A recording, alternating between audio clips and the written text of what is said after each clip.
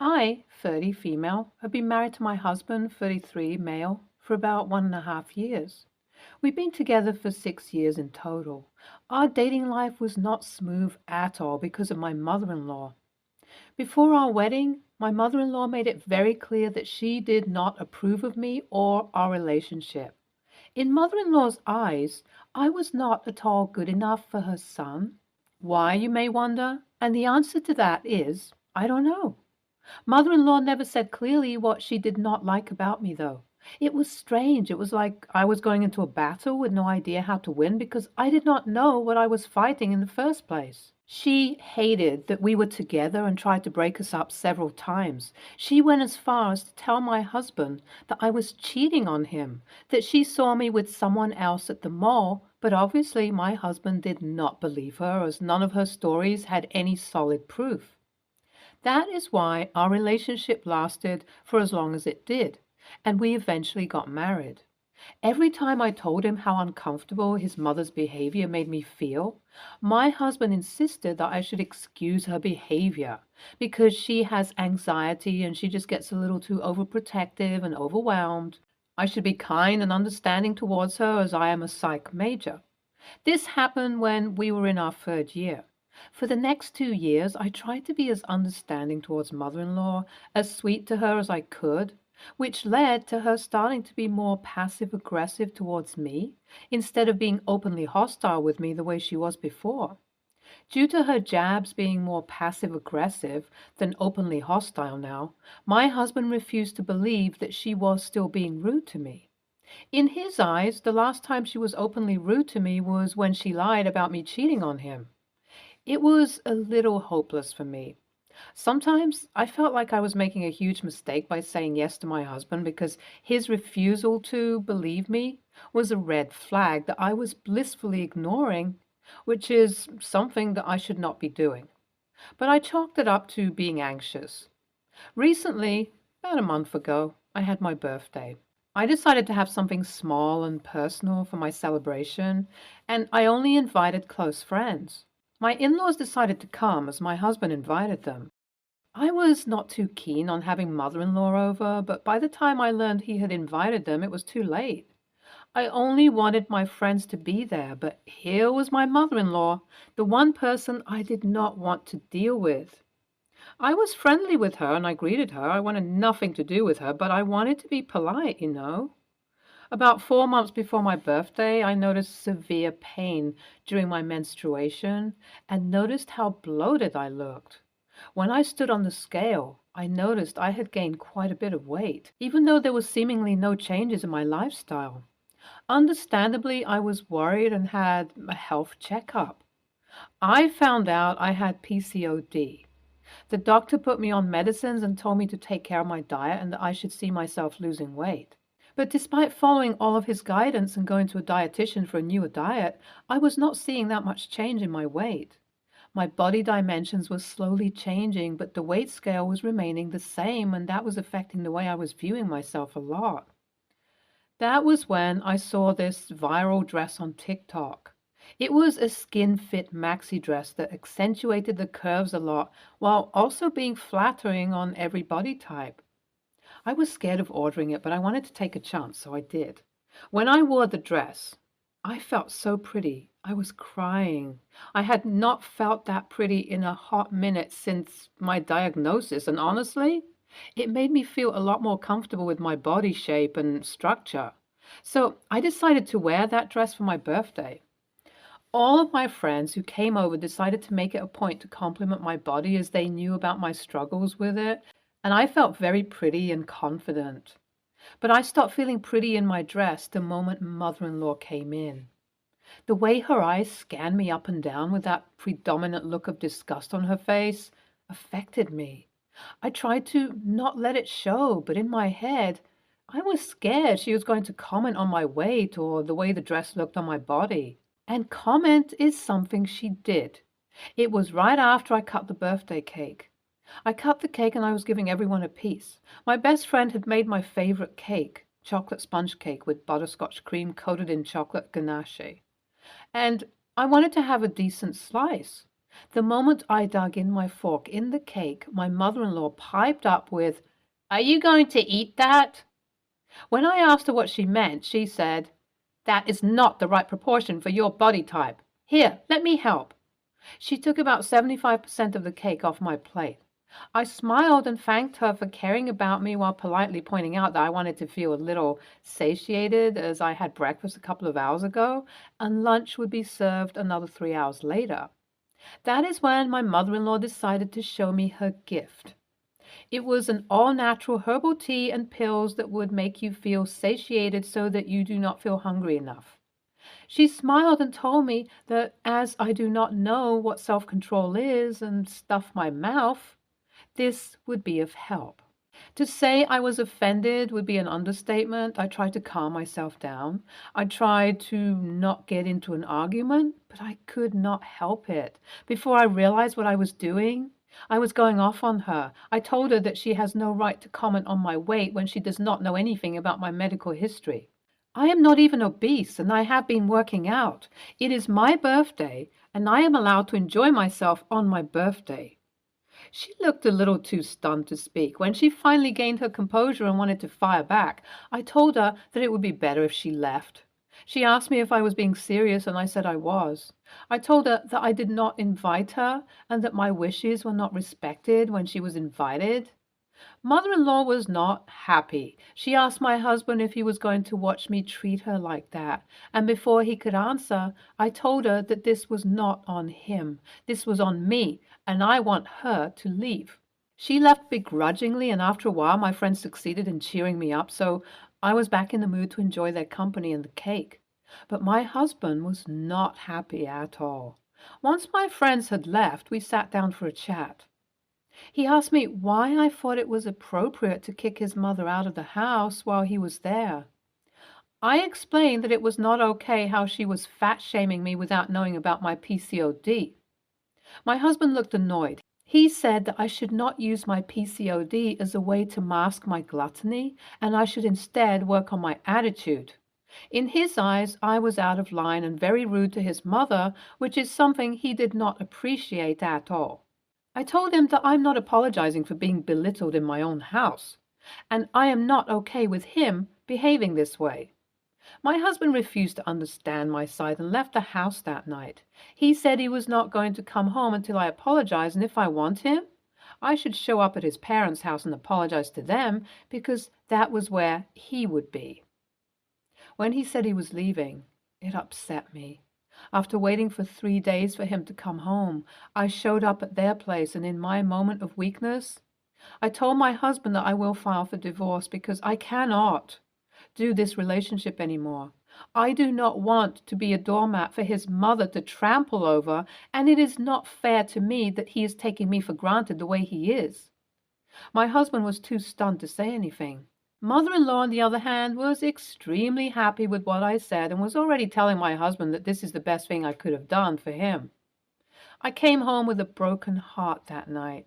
It's been about 2 weeks since that day, and now that I have had time to think about everything, I do not want him to go. I want my husband because I love him. I feel like I was oversensitive when I told him about the separation, and I want to work on our relationship. Any advice on how I can do that would be very appreciated. Update 1. Hey everyone. Thank you all for your advice. I appreciate you guys a lot. I have gone through every one of them, and I am planning on doing what you guys suggested. I'll go speak with my husband. I'll update you guys accordingly. Update 2. Hi. Thank you so much to everyone who waited for this update. I finally spoke with my husband. I went over to my mother-in-law's house and decided to have a face-to-face conversation with him. I knew when he would be home from work and decided to show up at that time. Mother-in-law tried her best to make excuses about my husband not being home, but my husband heard the commotion and came to meet me. We went on a walk and we had a much-needed heart-to-heart. My husband and I both don't want to leave each other. We both want to work on our relationship. My husband also apologized to me for not believing me when I told him about mother-in-law's passive-aggressive comments, because when he lived with her for the past 3 weeks, she made it evident how she felt about me. He felt really bad for not believing me in the first place and told me he would do better. He also told me that he should not have been insensitive towards my body image issues, and while he was away from me, he thought about everything and realized that his mother was indeed very rude to me. Hearing him say all those things was cathartic for me. That night, my husband came home with me. It's been 2 days since he came home with me, and things have been looking up for us. I'm really glad all of you urged me to speak with him. You all saved my marriage. Update 3. It's been 3 months since my last update, and I know I did not update you guys since then. Nothing of significance happened until 2 nights ago. Since my husband came home with me, he had lowered his contact with his mother. I had no idea about this. 2 nights ago, mother-in-law showed up at our place. My husband was running late because he was getting groceries, so it was just us. Mother-in-law was super angry with me. She blamed me for stealing her son from her. She refused to leave until her husband came, and when he did, she went off on him, asking him to file for divorce because he deserves more than a fat whale. I'm 135 pounds. I am in no way a whale. My husband this time around did not take what she had to say. He confronted her and told her to lay off it. He told her that she needs to respect his decision to be with me. If she cannot respect his decision, he would be forced to go no contact with her. Mother-in-law was not happy with that. She blamed me for brainwashing him against her, and he told her that this was on him and not me. This was his opinion, and I did not brainwash him at all. After mother-in-law left, my husband told me that he is planning on going no contact with mother-in-law until she respects him, and I'm free to block her for my mental peace. Having him stand up for me made me feel loved and heard. I have renewed hopes for our marriage now. Hey, OP, I would have reacted the same way you did. I can understand how hopeless you felt at the moment when you asked for separation. I am glad that you did not file for divorce, and since your husband had not made a move, I'm sure he has not either. This is a good sign. I think you should go to your mother-in-law's place and have a genuine conversation with him.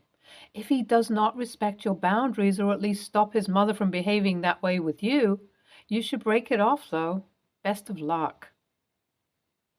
NTA for setting your boundaries. Your mother-in-law is very rude, and she had it coming. If your husband does not see it, or at least be empathetic towards you, cut him off. Have a chat with him, and if the 1 month apart has caused him to get a sense about how he should be behaving, if it's a yes, then go for it. Otherwise, separate. You deserve better. Next story. I live with 3 other people, and we all split the rent evenly on the 4-bedroom house. We live in an LCOL area, but pretty much of all of us are minimum wage earners, so we can't live by ourselves. My roommate, Trent, told us he was autistic when he moved in. We asked him if there was anything we should know about his condition to make sure he was okay, and he said pretty much not to engage with him unless he initiates it. He likes wearing his AirPods a lot, and when he is at home, he's glued to his phone or his pad with his buds in. If we have to talk with him about anything, we normally have to wait until he gets off his tech. So we normally just leave a note on the kitchen bench. Once we interrupted when we were ordering Uber Eats, and he seemed okay once he realized it was about takeout. He pays the rent on time and cleans up after himself, so it's no big deal. We all do our own thing. Anyways, he was walking slowly towards the door one day and was glued to his phone and had his AirPods in and just stopped in the middle of the doorway. I wanted to get by him because I needed to head to work, and I waited about 30 seconds with no sign he was moving. I put my hand on his forearm and said, "Hey, sorry, I need to get by." He turned around and looked at me and just blew up and went on like a minute about how dare I touch him. A lot of comments about me being overweight and that's why I couldn't get past him, and how I made him dirty by touching him. I just blinked and said, "Look, just get out of the doorway. I have to go to work." Anyway, I was really surprised about how angry he was, but a lot of his comments seemed to be about my being a big woman and someone like me shouldn't be touching someone like him. He moved and I got by and just got on with my day. So it seems he complained to my other roomies about it. One is saying AITA, I should have just waved my hand in front of the phone so he knew I was there. It didn't occur to me to do this, to be honest, but I don't think I'm an AH for not thinking of this. The other is saying Trent is being a bit precious about it all and probably wouldn't have been so snotty about it if I had been a Victoria's Secret model, lol. It's no big deal for me emotionally, it's going to blow over. But AITA for touching him to get him to move? Edit. Hey, a lot of people have made comments about fat phobia or misogyny and that I shouldn't allow people to treat me this way. I really can't control other people's thoughts or actions, only my own reaction. When I was walking to the bus and a carload of douches lean out the window and say, "Hey, fatty," there is nothing I can do at that moment to stop them from treating me that way. I can't stick duct tape over their mouths. I can't stop them from laughing and driving away. Sure, I can flip them off and yell back, but in my experience, this eggs them on and gets the reaction they wanted. Much laughter. Oh, so funny. Some of them are filming me as they do this, so I'm not giving them any material for their dumb TikTok videos. To say that I am allowing something is implying that I actually have control over other people's actions or behaviors. I don't. When I'm at work and someone says, "Hey girl, what's good to eat on the menu? I bet you've tried it all this morning." LOL, so funny. I can't say anything back without risking my job. You can say that it's a worker's market all you want. I ain't risking my job for a teachable moment that I can pretty much guarantee you won't work on a jackass who gets off insulting a big woman just trying to earn a living. I'm not internalizing any hatred. I don't think less of myself, and I don't judge myself by other people's standards. I accept what I cannot change, and I don't let it get me down. Accepting what I cannot change is not agreeing with it. I can't run out onto the streets and shout for the world to treat me better. It won't get me anywhere. If there was some way we could make others treat everyone decently, this world wouldn't be in the shape it's in, let alone the shape I'm in. NTA, and it's really crappy that you've normalized being disrespected in such a dehumanizing manner. Autism or not, he doesn't get free rein to demean people. Imagine if you had returned fire and spoken about his condition. Honestly, only one of your roommates is decent, and you should make it clear to them as well that it was offensive, the reasoning behind it, and that you expect an apology. NTA, I can see Trent's reaction. Unfortunately, autism is a big thing, and a lot of people with autism have an issue with cleanliness and unfortunately aren't good at regulating emotions. However, he was blocking a doorway and was being inconsiderate of others. You already apologized it. Leave it at that. Next time, probably wave at his face, but he'll probably be upset with that because it's still an invasion of personal space. I guess it'd be a case of compromising that he needs to be more aware of his surroundings and ask what would be the best way to get his attention in the future in this situation. If it's a common doorway, maybe have that discussion that if he doesn't want you touching him, then he needs to not stand in a doorway blocking other people from using it. As said, ask him what he would find the appropriate action to get his attention. If he's okay with you moving your hand in front of him, then is upset if you do that, you can be like, "Well, you said you were okay with that if I needed to get your attention." It's definitely not okay how he spoke to you, and I would set the boundary that he cannot talk to you that way. Personally, for me, that would be grounds for eviction, and I would tell him the consequence if it happens again. Autism, as many people had said, is not a get out of jail for free card, and he cannot talk to people that way consequence free. I would discuss that with the other two roommates. As far as I'm concerned, how he spoke to you is worse than you touching him, and he needs to learn if it happens again, it'll be grounds for eviction. But you need to have that conversation with the other two roommates to agree with the consequence if he talks to people like that. Stay tuned for more stories from Our Girl Relationships.